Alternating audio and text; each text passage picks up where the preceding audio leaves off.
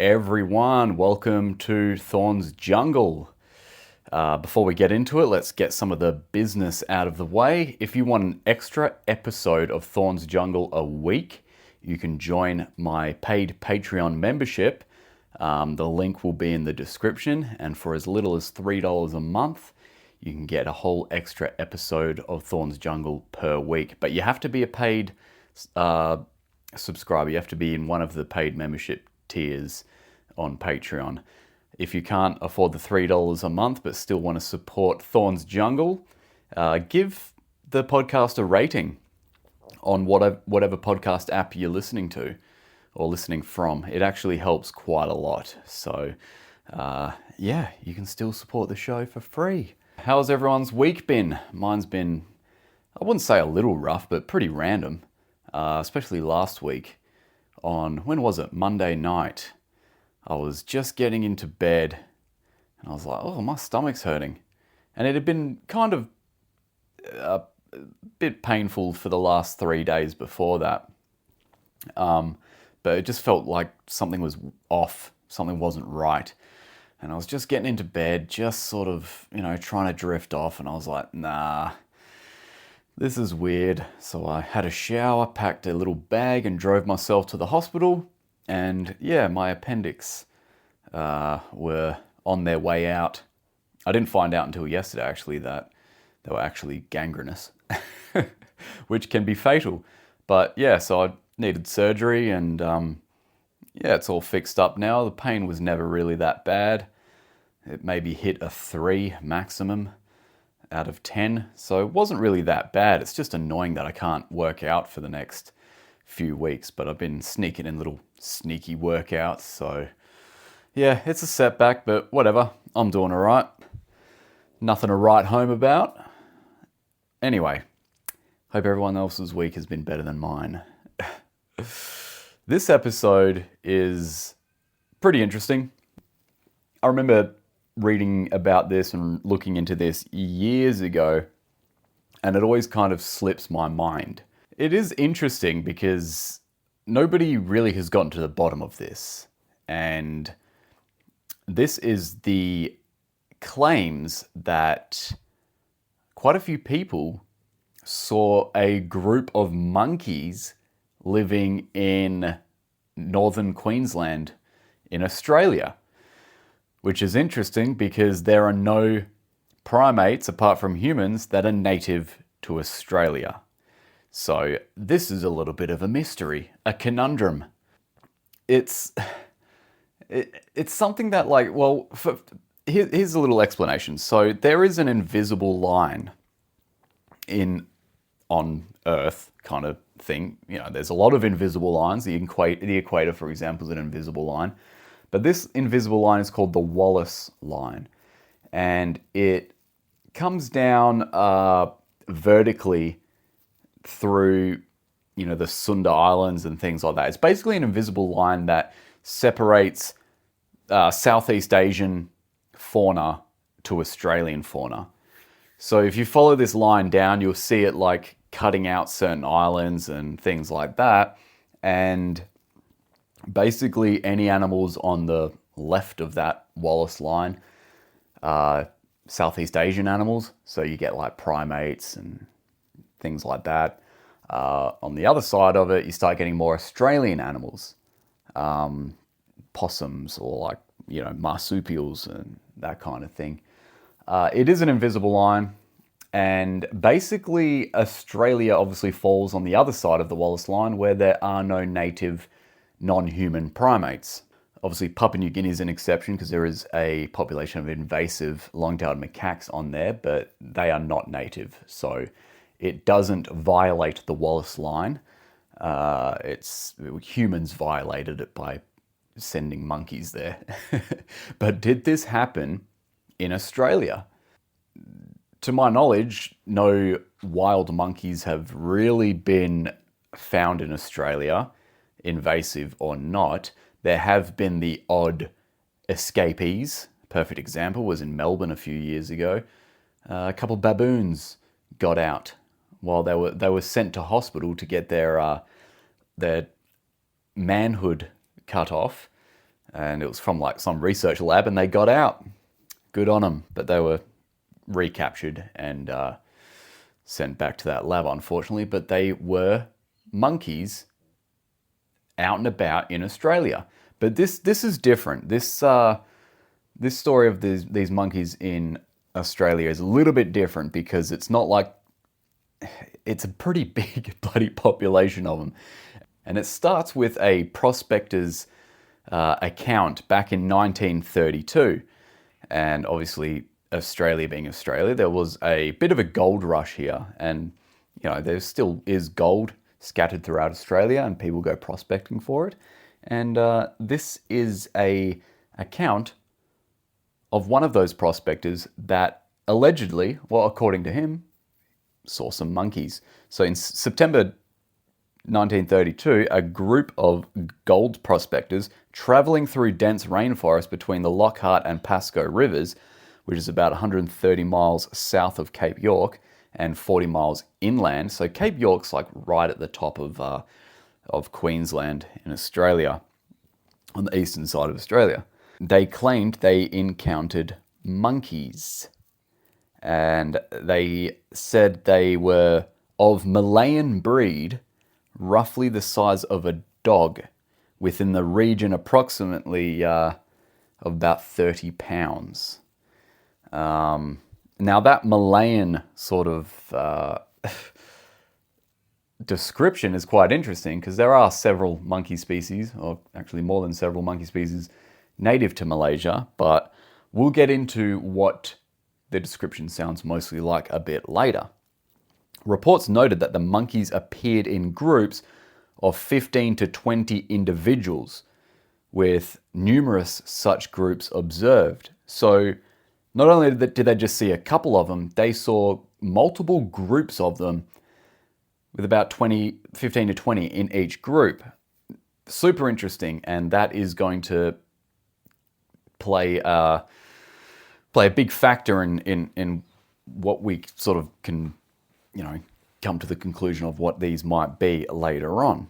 Now, it's pretty crazy, because it's not just like a couple monkeys were seen, like a lot were seen. Big groups of them and multiple groups. Prospector R. King offered a vivid account, stating he had shot a couple of these creatures during his several week stay near the Macquaith Range.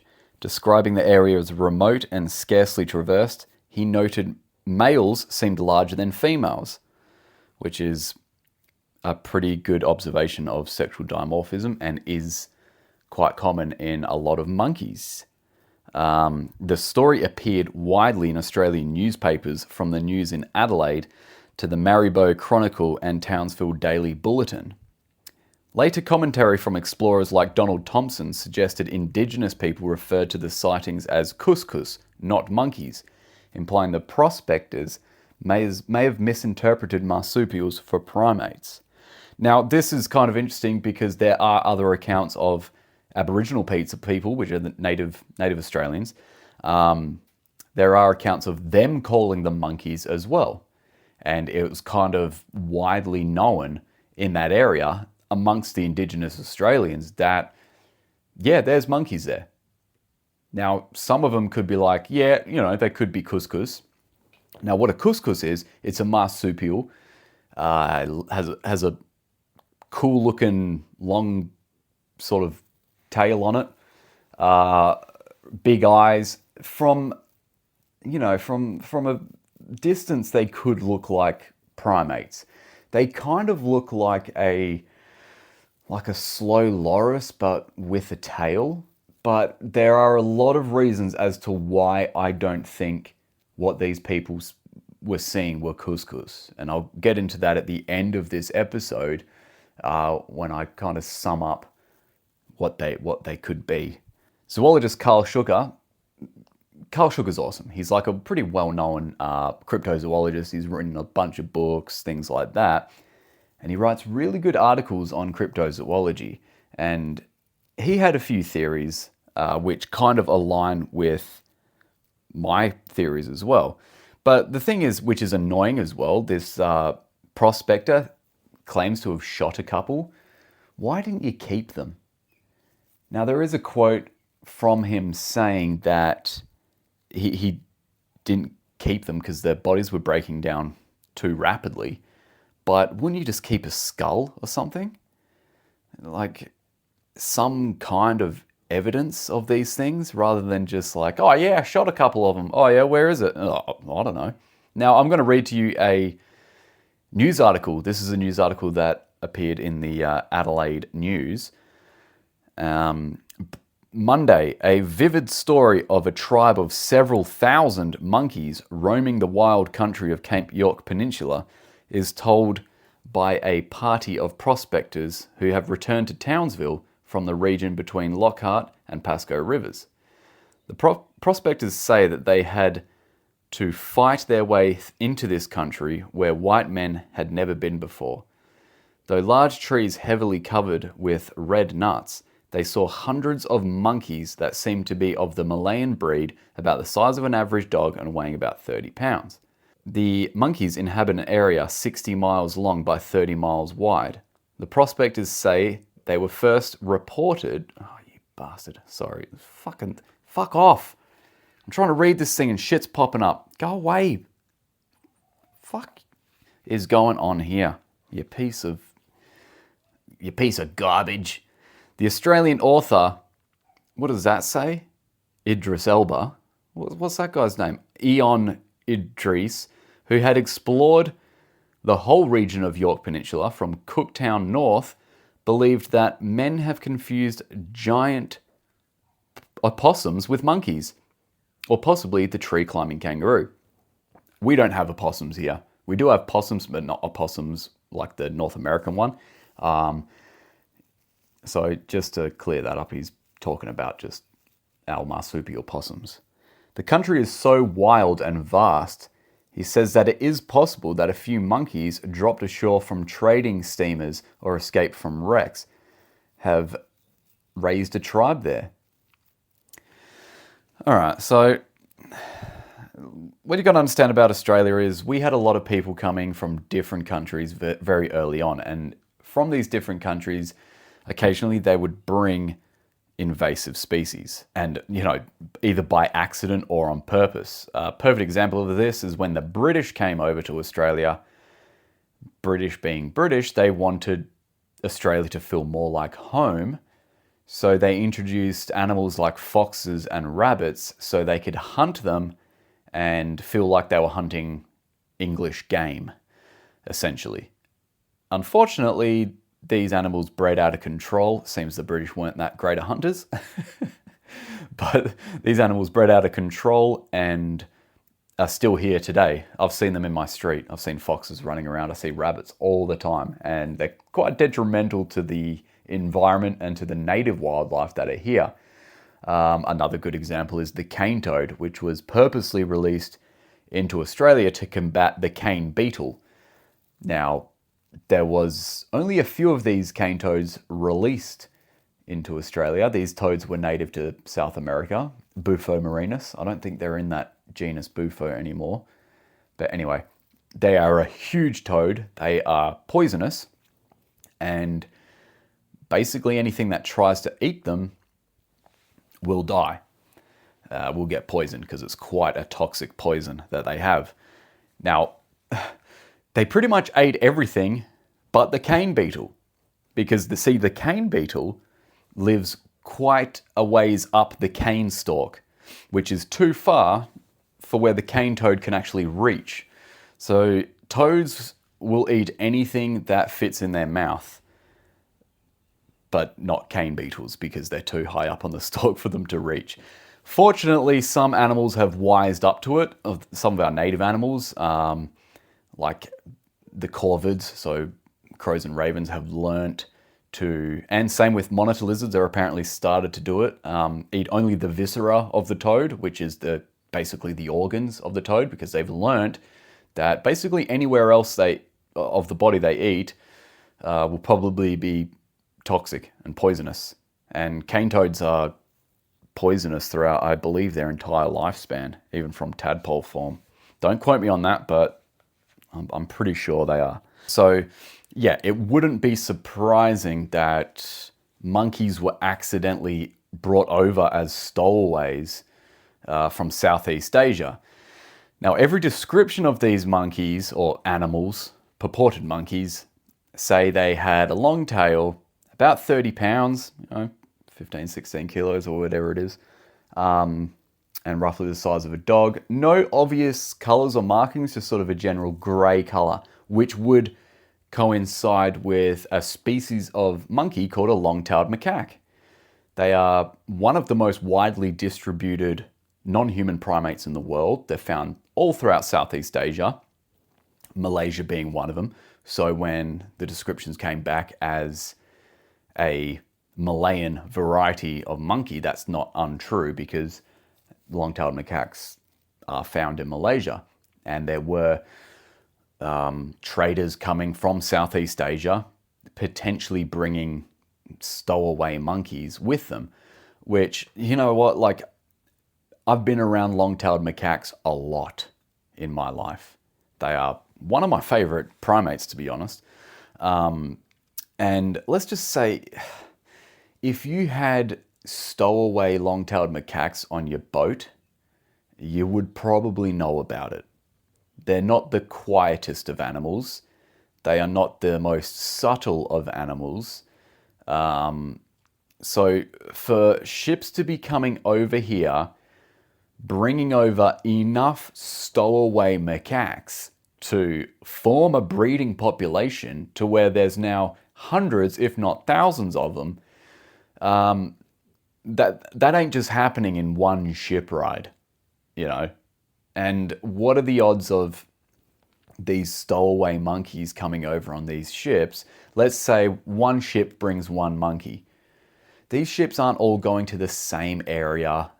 And so them all finding each other in this one area is quite unusual.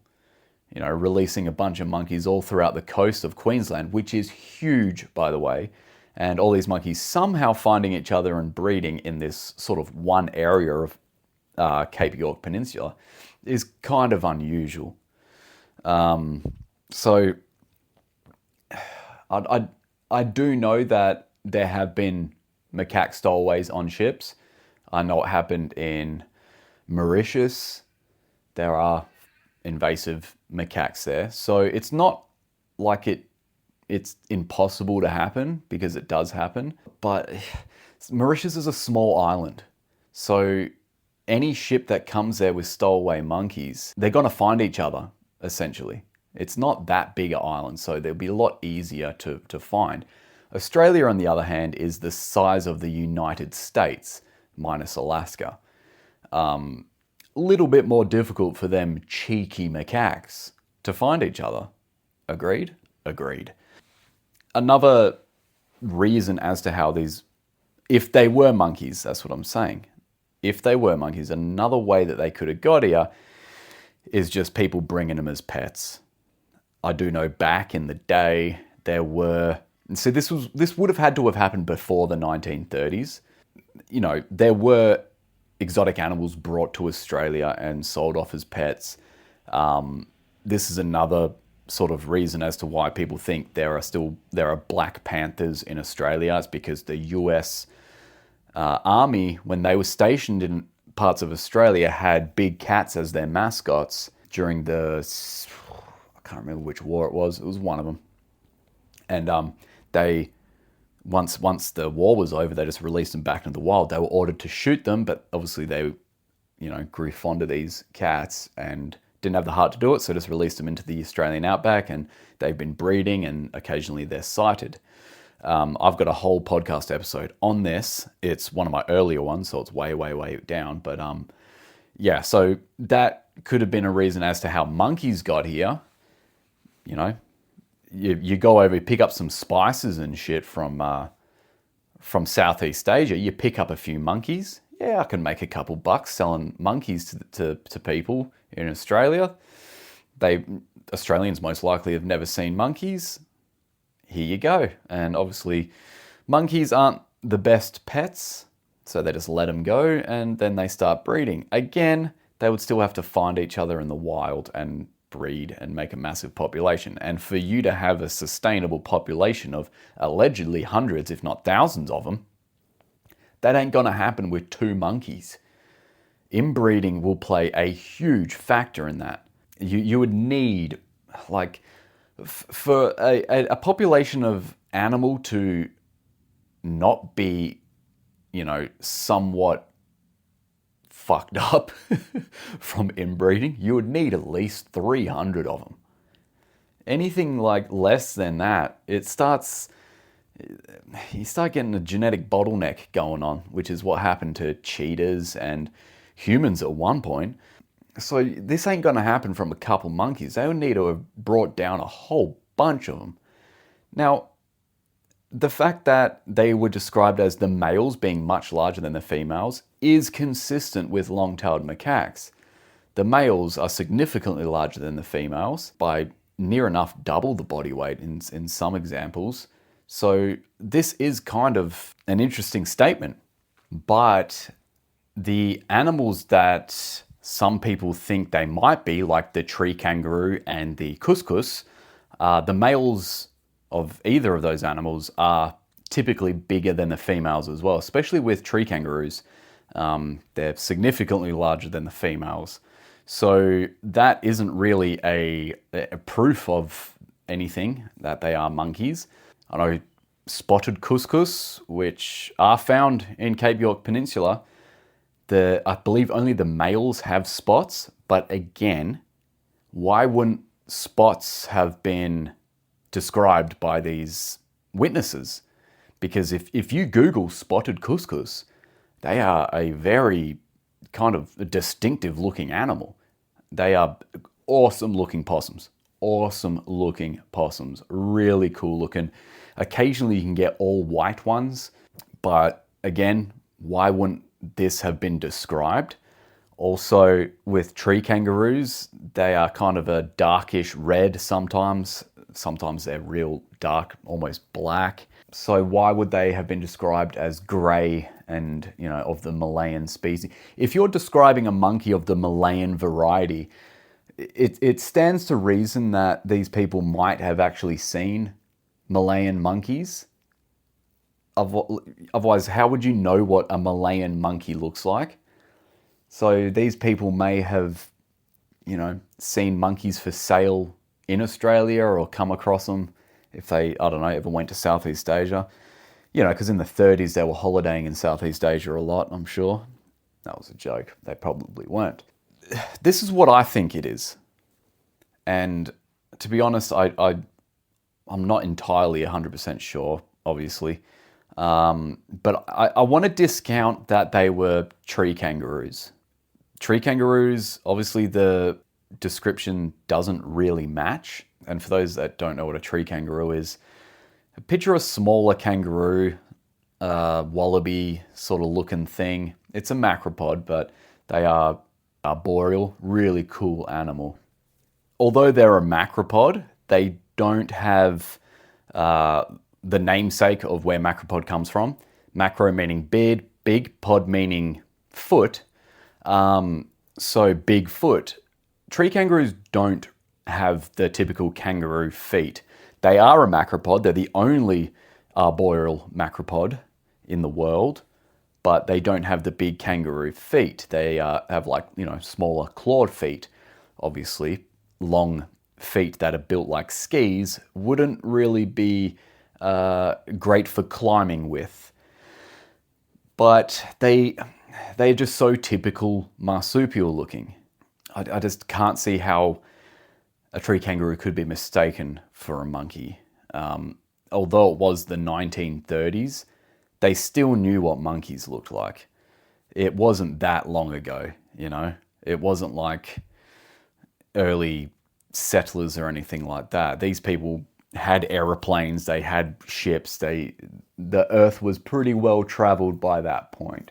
And obviously tree kangaroos don't hang out in giant groups.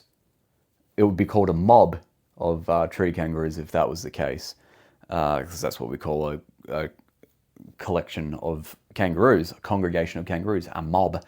But tree kangaroos don't hang out in groups of several hundred. if not 1,000. That just doesn't happen. So that is so unlikely that you would see tree kangaroos in that amount of individuals in one area. Just wouldn't happen. Let's move on to the cuscus. Again, as I was saying before, yep, markings don't match with spotted cuscus or any of the other cuscus. Cuscus don't hang out in large numbers either. They do not hang out in big ass mobs like what was said these purported monkeys were doing. So if it's not a tree kangaroo, if it's not a cuscus, well, like, what the hell is it? My only other explanation is they were monkeys living there. That is the only explanation I can come up with. How they got there, I still don't know. How there were so many, I do not know. Now let's look into that again. 15 to 20 individuals were seen, and then loads of groups of them apparently. Now, the thing with monkeys are they're not just in a giant crowd sitting in the one spot. They move around the rainforest. They disperse, and other groups will go over here and hang out for a bit and then come, like sort of fission fusion type deal. So how did these people, these prospectors, know that each group they were seeing were a different group? It could have just been all the same group, just sort of dispersed around the rainforest. And, if they don't see them for a while and then they pop up, oh yeah, it's probably the same group. Because if there were that many monkeys knocking about in Cape York Peninsula, it would be confirmed 100%. So I'm just going to say that the hundreds and thousands sort of estimate and accounts that have been popping up are probably blown out of proportion. Maybe even a hyperbole where it's like, oh yeah, there's thousands of them, when, there was maybe only a dozen or so. That would make it way easier to believe that there was like 15 to 20 of them. Because if that is the case, then a ship could have come here, brought a whole bunch of them to sell, and went, no, either no one's interested or these things are way too hard to look after. I don't want to have to hold on to these things for this amount of time until someone comes along and decides they want a pet monkey to slap a nappy on or a diaper on and pretend it's their baby. I'm just getting rid of these things. These are too much work, and released them. And the macaques being macaques, they can live pretty much in most tropical environments and even very cold, snowy environments like the Japanese macaque. But obviously, if they were from Southeast Asia, they are long-tailed macaques, and they are very used to tropical environments. Northern Queensland doesn't get cold. It is a super tropical environment and is very similar to the environment that the long-tailed macaques came from. So they would live very well, if not thrive, in that area. It is jungle. It is humid jungle. It is everything that they're used to in Malaysia. And they're not, the only thing that's really competing with them for food is, things like the tree kangaroos and the cuscus. And I'll tell you what, long-tailed macaques could probably outcompete those two animals for food, given the fact that they not only can eat what those two marsupials can eat, but they can eat basically anything, and they will eat anything. They are very, very adaptable primates, which is why they have been classified as a nuisance in many countries, because they come into people's neighborhoods, they eat out of the trash, they steal food, that they will eat anything, right? So no matter what new fruits or foods that they find in Australia, they will adjust and they will adapt and they will eat it.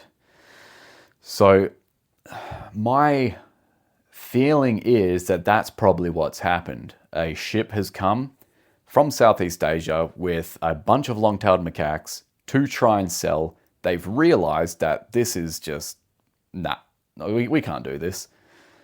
released them, and the monkeys didn't move too far, but they did find a little spot in the jungle and lived out their life there. Why they aren't still there, I have no idea, because, even with 15 or 20, there will be some breeding going on. It might have been the case that there just wasn't a big enough population to create a sustainable population. So yeah, they might have bred for a little bit, but eventually, over a couple of generations, it just didn't work out. Or, something else happened, like War of the Worlds. Yeah, we're dominating this planet. And then microbes take them out. The aliens, that far advanced, they conquer our planet, but they get taken out by microbes because they forget to wear spacesuits. Give me a break. So who knows, right? That could have been a thing. But I do think that at one point there probably was a population of long-tailed macaques living in the Cape York Peninsula in Australia. And you know what? Cape York Peninsula is a very isolated place. Super isolated. It's difficult to get to. Not many people live there. There is rainforest. It's very dense, hard to traverse. So, did they die out? Probably. Could they live there and never be spotted? Yeah, absolutely. There are parts of Australia that people just don't go to.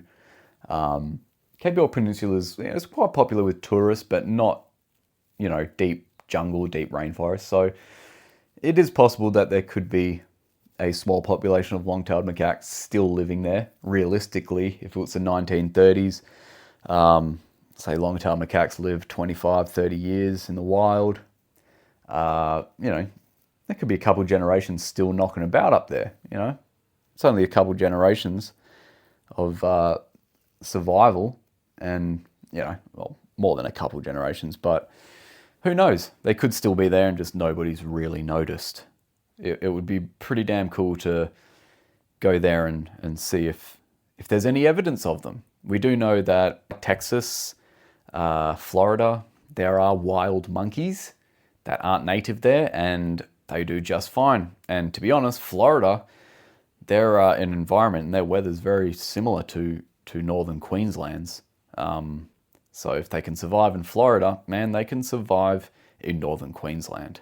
And they don't have Florida men chasing after them, swinging around frozen iguanas in one hand and an alligator latched onto their other hand. Anyway, what do you reckon? Do you reckon they were monkeys? Google tree kangaroo. Google spotted couscous. See what you think. Could you mistake those for monkeys? I don't think people could or would, but what do you reckon? Let me know. Anyway, I hope you enjoyed this episode of Thorns Jungle. I'm sorry if I was a bit, slow, but I'm just tired after the surgery. It wasn't even that bad a surgery. It wasn't even in any pain, really. I'm just bloody tired. So, yeah, apologies. My natural charisma will be back shortly. But until then, take care, and I'll see you in another episode of Thorns Jungle.